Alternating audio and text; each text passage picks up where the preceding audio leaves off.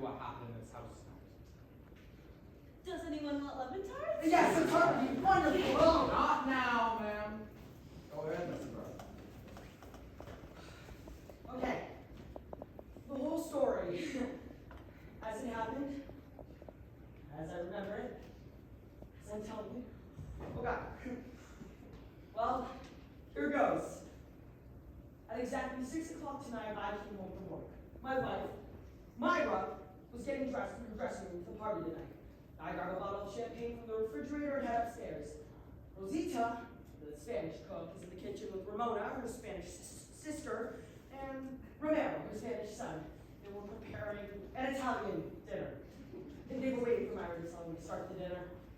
As I climb up the stairs, I think to myself, it's my 10th wedding anniversary. I can't believe I still love my wife so much. Myra was putting on the perfume I got her for Christmas. I purposely buy it because it drives me crazy. I tap on her door.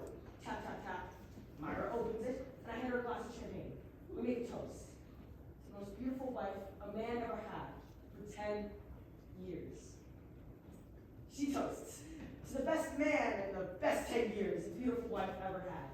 We drink, we kiss, we toast again to the loveliest skin on the loveliest body that has never aged a day in 10 wonderful years. She says, to the gentlest hands that have ever stroked the loveliest skin that has ever aged a day in 10 wonderful years. We drink, we kiss, we toast, we drink, we kiss, we toast. By 7 o'clock, the bottle is finished, my wife is sloshed, and I am completely toasted. And then I smell the perfume I could never resist. I loved her in that moment with as much passion and ardor as the night we were first newlyweds. I tell you this, not with embarrassment, but with pride and joy for a love that grows stronger and more lasting as each new day passes. We lay there, spent, naked in each other's arms, complete in our happiness. By now it's 8 o'clock, and outside it's grown dark. Suddenly, a gentle knock at the door. The door opens to reveal a strange young man looking down at us with a knife in his hand. Myra screams, "Ah!" I run to the gun in my drawer. Myra shields herself with a towel. I rush back in with my pistol, ready to save my wife's life. The strange young man says in Spanish, "You quito centavo enchilada por queso en quinto minuto." I don't speak Spanish, and I'd never seen Rosita's son Romero before. And I didn't know the knife he was holding was to cut up a salad, and he was just asking, should we heat up the dinner now? So, I aim my gun at him. Myra screams and pulls my arm. The gun goes off, and hits me right in the earlobe.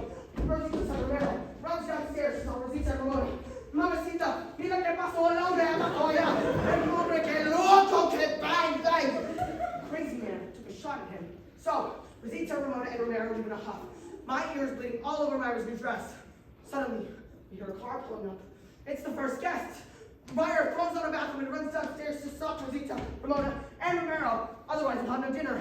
But they drive off in their Alfa Romeo. I look out my window, but it's dark, and I think someone is trying to steal my beautiful old Mercedes. So I take another shot at them. Bang!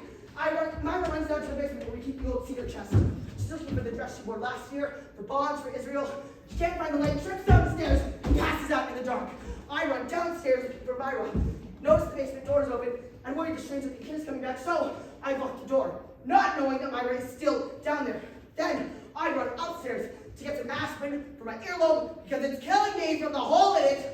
But the blood on my fingers gets in my eyes, and by mistake, I take more Valium instead.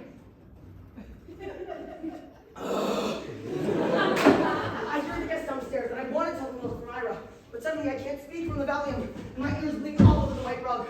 So I start to write a note, explaining what happened, but the note looks like gibberish. I'm afraid they'll think it was a suicide note, and they'll call the police, and my friend, Glenn Cooper, was coming, and it would be very bad for his campaign to be mixed up in a suicide. So I tell her the note and flush it down the toilet, just as they walk in the door. They're yelling at me, "What happened? What happened?" Before I can tell them what happened, I pass out on the bed. And that is the whole goddamn story. Short, pretty name, Charlie Brock.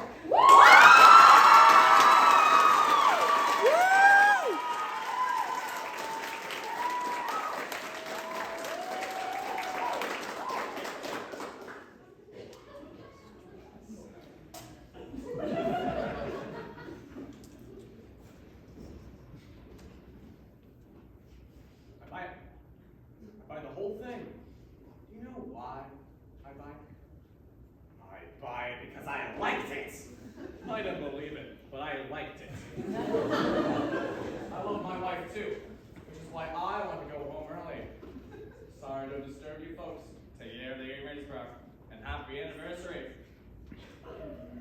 I...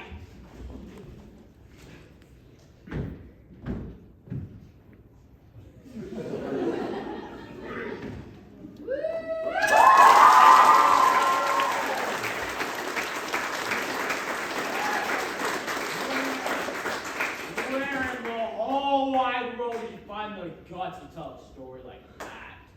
I made it up. Of course you made it up. But when?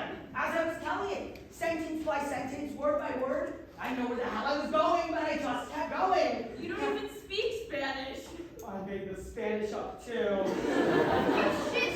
We could have all gone to jail for perjury. I know. That was the challenge. The ultimate chutzpah. I've never had so much fun in my goddamn life. I am impressed. I am deeply and sincerely impressed. You have, without a doubt, Lenny, one of the weirdest minds I've ever come across. A toast to my husband, Lenny. Just as I was getting bored with our marriage, I fell in love with him all over again. To Lenny!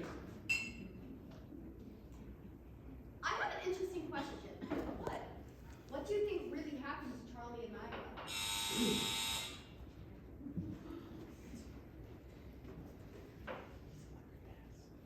Charlie? Yes, we're all here. Are you up to having some visitors?